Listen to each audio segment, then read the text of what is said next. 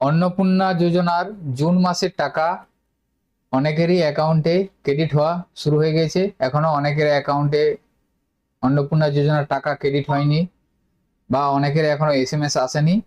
আজকের ভিডিওর মাধ্যমে আমি আলোচনা করার চেষ্টা করব যে কারা কারা অন্নপূর্ণা যোজনার টাকা পেয়েছেন বা পেতে চলেছেন, বা কাদের অন্নপূর্ণা যোজনার আবেদনটি বাতিল করা হবে বা বাতিল হয়ে গেলে আপনাদের কি করতে হবে, বা আপনাদের এসএমএস যদি এসেছে ব্যাংকের অ্যাকাউন্টে টাকা না ক্রেডিট হলে কি করবেন, অথবা আপনাদের এসএমএস আসেনি সেক্ষেত্রে আপনারা কি করবেন, একটা বিস্তারিত আলোচনা করার চেষ্টা করব। তাই ভিডিওটি স্কিপ না করে আপনারা সম্পূর্ণ দেখবেন এবং আমাদের সাথে থাকবেন।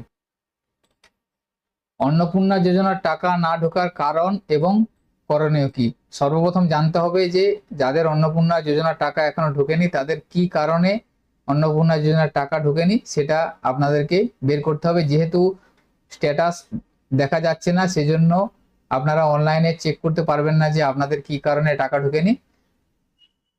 পশ্চিমবঙ্গ সরকারের অন্নপূর্ণা যোজনার আবেদন করেছেন অনেক মানুষ, কিন্তু অনেকের এখনো ব্যাংক অ্যাকাউন্টে টাকা পাননি। কেন এমন হচ্ছে, কি করা উচিত, এই উপস্থাপনায় বিস্তারিত আলোচনা করা হলো অন্নপূর্ণা যোজনা নিয়ে। অনেকের ব্যাংক অ্যাকাউন্টে এখনো টাকা জমা হয়নি। তো অনেকের ব্যাংক অ্যাকাউন্টে এখনো অন্নপূর্ণা যোজনার টাকা জমা হয়নি, এটি নিয়ে উদ্বেগ স্বাভাবিক। তবে এর অর্থ এই নয় যে আপনার আবেদনটি বাতিল হয়েছে। অর্থাৎ অনেকেরই এখনো অন্নপূর্ণা যোজনার টাকা ব্যাংকের অ্যাকাউন্টে আসেনি। তো আপনার যদি ব্যাংকের অ্যাকাউন্টে অন্নপূর্ণা যোজনার টাকা না এসে থাকে সেক্ষেত্রে আপনার অ্যাপ্লিকেশনটি যে বাতিল হয়েছে এটা আপনার ধরে নেওয়ার কিছু নেই, অর্থাৎ পরবর্তী সময় আপনি টাকা পেতে পারেন। অন্নপূর্ণা যোজনা একটি চলমান প্রক্রিয়া। আবেদন যাচাই ও অর্থ প্রদান এটি চলমান বা কন্টিনিউয়াস প্রক্রিয়া। সব আবেদন একসাথে নিষ্পত্তি করা হয় না। অর্থাৎ এই অন্নপূর্ণা যোজনা যারা আবেদন করেছেন তাদের কন্টিনিউয়াসলি ভেরিফিকেশন বা যাচাই চলছে। তো যাদের এখনো টাকা আসেনি তারা যদি যোগ্য হয়ে থাকে তাহলে পরবর্তী সময় তাদের অ্যাকাউন্টে টাকা আসবে, এটা নিয়ে চিন্তা করার কিছু নেই।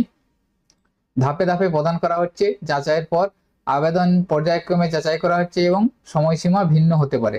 সেটা যাচাইয়ের পরেই তাদের অ্যাকাউন্টে ক্রেডিট হবে, সেটা সময়সীমা বিভিন্ন জনের বিভিন্ন রকম হতে পারে। অপেক্ষা করুন, আপনার আবেদন সঠিক থাকলে নির্দিষ্ট সময়ের মধ্যে টাকা পাবেন। তো আবেদন সংক্রান্ত একটা তথ্য সর্বপ্রথম আপনাদের জানাই।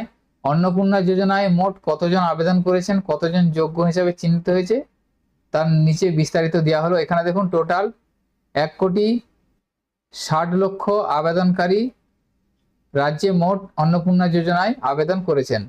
তার মধ্যে যাচাই করার পর 1,30,00,000 আবেদনকারীকে যোগ্য হিসেবে বিবেচনা করা হয়েছে।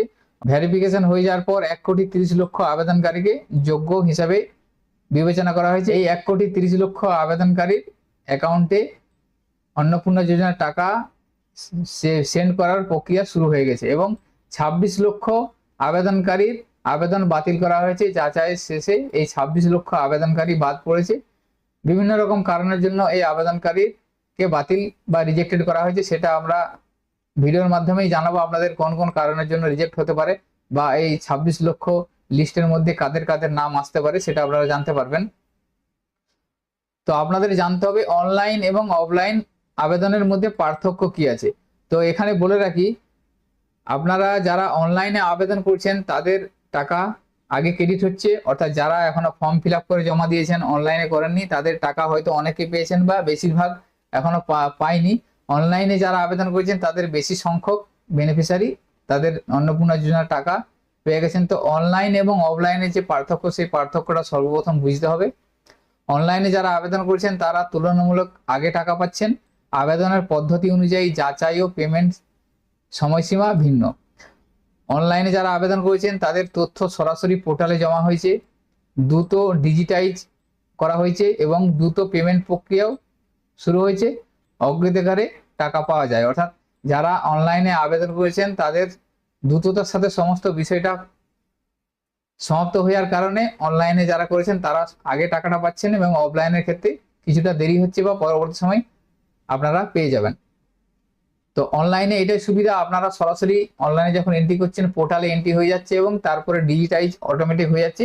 কিন্তু অফলাইনের ক্ষেত্রে সেটা আপনাদেরকে ম্যানুয়ালি আবার অফিসকে ডিজিটাইজ করতে হয়, তারপরে সেটা ভেরিফিকেশন বা যাচাইয়ের পর, এই জন্য সময়টা বেশি লেগে যাচ্ছে। অফলাইনের ক্ষেত্রে দেখুন, অফলাইন আবেদনের ক্ষেত্রে পঞ্চায়েত বা পৌরসভায় জমা দিতে হয়, তারপরে ম্যানুয়াল ডিজিটাইজেশন করতে হচ্ছে, সেই অফিসে সেই ডেটাটা আপলোড করতে হচ্ছে, তারপর যাচাই ও পেমেন্ট, সেই জন্য বেশ কিছুটা সময় লেগে যাচ্ছে। তাহলে এখানে হচ্ছে যারা অফলাইনে ফর্ম জমা দিয়েছেন তাদের থেকে অনলাইন বেনিফিশিয়ারি আগে পাচ্ছেন। যদি আপনি অফলাইনে আবেদন করেছেন এবং আপনার এখনো টাকা ক্রেডিট হয়নি বা ঢোকেনি, তাহলে আপনি কিছুদিন অপেক্ষা করুন। যদি আপনার সমস্ত তথ্য সঠিক থাকে এবং আপনি যদি যোগ্য হয়ে থাকেন, তাহলে আপনার টাকা ক্রেডিট হবে। কারণ অফলাইনে ফর্ম জমার জন্য আপনার প্রক্রিয়াটা হয়তো দেরি হচ্ছে। এরপরে আমি আপনাদের জানাচ্ছি, দেখুন কারা টাকা পেয়েছেন। সঠিক তথ্য, ফর্মের সঠিক তথ্য এবং সম্পূর্ণ দিয়েছেন সেই সমস্ত বেনিফিশিয়ারি যাচাইয়ের পর তারা অ্যাপ্রুভ হয়েছেন বা যোগ্যতা অর্জন করেছেন, তারপর টাকা তারা পেয়েছেন। এবং ভেরিফিকেশন যাদের সফল হয়েছে তারা তাদের অ্যাকাউন্টে টাকা পেয়েছেন। ডিবিডি সক্রিয় অ্যাকাউন্ট যারা দিয়েছেন তারা তাদের অ্যাকাউন্টে টাকা পেয়ে যাবেন। এবং অনুমোদিত তালিকায় যাদের নাম রয়েছে, অর্থাৎ যাদের ভেরিফিকেশন হয়ে যাওয়ার পর যারা অ্যাপ্রুভ হয়েছে, তাদের টাকা সরাসরি ডিবিডির মাধ্যমে ব্যাংক অ্যাকাউন্টে পেয়েছেন বা পেয়ে যাবেন। তো কারা টাকা পাননি? যাদের আবেদনের সমস্যা রয়েছে বা শর্ত পূরণ হয়নি, তাদের টাকা এখনো জমা হয়নি। নিচে প্রধান কারণগুলি উল্লেখ করা হলো। প্রথমে দেখুন বলা আছে ফর্মে ভুল তথ্য। যে সমস্ত ফর্মে তথ্য ভুল দেওয়া হয়েছে তাদের এখনো টাকা পাঠানো হয়নি বা সেন্ড করা হয়নি। যেমন নাম, আধার, ভোটার আইডি তথ্য ভুল বা অমিল থাকার জন্য তাদের আবেদনটি বাতিল হয়ে যেতে পারে। অসম্পূর্ণ তথ্য, যেমন কোনো প্রয়োজনীয় তথ্য বাদ পড়েছে বা ডকুমেন্টস আপলোড না করে আবেদন গ্রহণ হয় না, এই ধরনের কিছু ত্রুটি, বা আপনাদের অ্যাপ্লিকেশনটা সম্পূর্ণ হয়নি, সেজন্য আপনারা টাকা এখনো পাননি। বা ডিবিডি সক্রিয় নয়, আপনাদের যদি যে ব্যাংক অ্যাকাউন্ট দিয়েছেন সেই ব্যাংক অ্যাকাউন্টে ডিবিডি অন যদি না থেকে থাকে, তাহলে আপনারা টাকা পাবেন না। আধার লিঙ্কেড নেই, সেই ডিবিডি এবং আধার লিঙ্কের বিষয়টা একই থাকছে। এবং শর্ত পূরণ হয়নি, অর্থাৎ পারিবারিক আয়, সম্পত্তি বা বিভিন্ন যে শর্ত আছে, সেই শর্ত হিসাবে অযোগ্য ঘোষিত হলে তাহলে আপনারা অন্নপূর্ণা যোজনার টাকা পাবেননি বা এখন আপনারা পায়নি। যে সমস্ত বেনিফিশিয়ারি, সেই সমস্ত বেনিফিশিয়ারি এই সমস্যার জন্য তারা এখনো টাকা হয়তো পায়নি। তো ফর্মে ভুল সাধারণত দু ধরনের হয়ে থাকে, একটা সাধারণ ভুল বা বড় ভুল। সাধারণ ভুল যেমন নামের বানানের সাথে আধারের অমিল এবং ভোটারের তথ্য ভুল বা পার্ট নাম্বার, সিরিয়াল নাম্বার, এই সমস্ত ছোটখাটো ভুল থাকলে আপনাদের অ্যাপ্লিকেশনটি বাতিল হবে না। যদি বড় ধরনের কোনো ভুল থেকে থাকে, যেমন ভোটার লিস্টে আপনাদের নাম না থেকে থাকে, আপনাদের এসআইআর যে ডিলিট হয়ে থাকে, সেক্ষেত্রে আপনাদের অ্যাপ্লিকেশনটি বাতিল হয়ে যাবে। সঠিক ডকুমেন্টস আপলোড না করলে আপনাদের যাচাইয়ের ক্ষেত্রে অসুবিধা হওয়ার জন্য আপনার অ্যাপ্লিকেশনটি বাতিল হবে। অনলাইনে যদি আপনারা ডকুমেন্টস আপলোড করেছেন সেটা অস্পষ্ট হয়ে থাকলে আপনার অ্যাপ্লিকেশনটি বাতিল হয়ে যাবে। পরিবারের চাকরিজীবী সদস্য থাকলে বাতিল হয়ে যাবে যাচাইয়ের সময়। পারিবারিক আয় নির্ধারিত সীমার বেশি হলে সেক্ষেত্রে বাতিল হয়ে যাবে। এবং এসআইআর এর নাম বাদ হওয়ার পর ট্রাইব্যুনালে অ্যাপিল না করলে বাতিল হবে। এবং 3 বা তার বেশি রুম সহ পাকা বাড়ি থাকলে আপনাদের অ্যাপ্লিকেশনটি বাতিল হয়ে যাবে। তো আপনি কি পেমেন্টের এসএমএস পেয়েছেন? অনেকে দেখবেন পেমেন্টের এসএমএস পেয়েছে, বাংলায় যে পেমেন্টের এসএমএস আছে সেই এসএমএস অনেকে পেয়েছে বা অনেকে এসএমএস পায়নি। তো যারা এসএমএস পেয়েছেন তারাও আপনারা ব্যাংকের অ্যাকাউন্টে চেক করে দেখবেন আপনাদের টাকা এসেছে কিনা, বা যাদের এসএমএস এখনো আসেনি তারাও চেক করে দেখবেন, হয়তো অনেকের এসএমএস আসেনি কিন্তু টাকা ক্রেডিট হয়ে গেছে। তো টাকা পাওয়ার আগে সাধারণত এসএমএস নোটিফিকেশন আসে। এসএমএস যদি আপনার এসে থাকে, অনেকের হয়তো এসএমএস এসেছে কিন্তু টাকা আসেনি, তাদেরকে কি করতে হবে, তাদের 1 থেকে 2 দিন অপেক্ষা করতে হবে। অর্থাৎ ব্যাংকের প্রযুক্তিগত সমস্যার জন্য এটা হতে পারে, অর্থাৎ কিছু কিছু ব্যাংকে একটু সময় লাগতে পারে। যদি আপনাদের বাংলায় যে এসএমএসটা, সেই এসএমএসটা এসে গেছে অন্নপূর্ণা যোজনার টাকার, কিন্তু আপনাদের অ্যাকাউন্টে ক্রেডিট হয়নি, তারা 1 থেকে 2 দিন অপেক্ষা করবেন। প্রযুক্তিগত সমস্যার জন্য এটা হচ্ছে, হয়তো পরবর্তী সময় আপনাদের অ্যাকাউন্টে ক্রেডিট হয়ে যাবে, আপনাদের চিন্তার কিছু নেই। যাদের কোনো এসএমএস আসেনি তাদেরকেও কিছুদিন অপেক্ষা করতে হবে, কারণ এখনো হয়তো যদি আপনাদের আবেদনটি যাচাই প্রসেসে রয়েছে, এখনো যাচাই কমপ্লিট হয়নি, সেজন্য আপনাকে কিছুদিন অপেক্ষা করতে হবে, 2-3 দিন।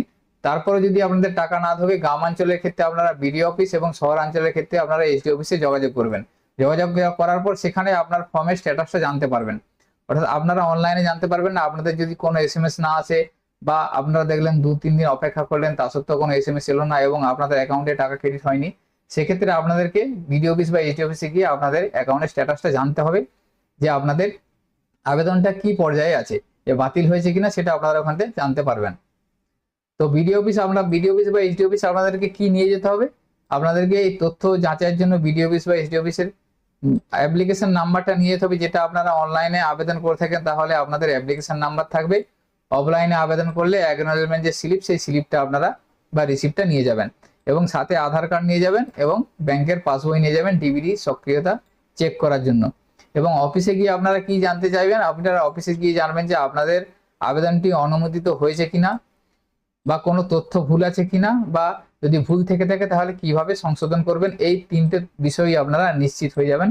অর্থাৎ প্রথমে আপনারা আপনাদের আবেদনটি অনুমোদন পেয়েছে কিনা সেটা আপনারা জানতে পারবেন। যদি অনুমোদিত না হয়ে থাকে সেক্ষেত্রে যদি কোনো তথ্য ভুল থাকে, যদি রিভার্ট হয়ে থাকে, তাহলে আপনারা জানবেন যে কি তথ্য ভুল আছে এবং সেটা কিভাবে সংশোধন করবেন সেটা সেখান থেকে আপনারা জেনে নিতে পারবেন।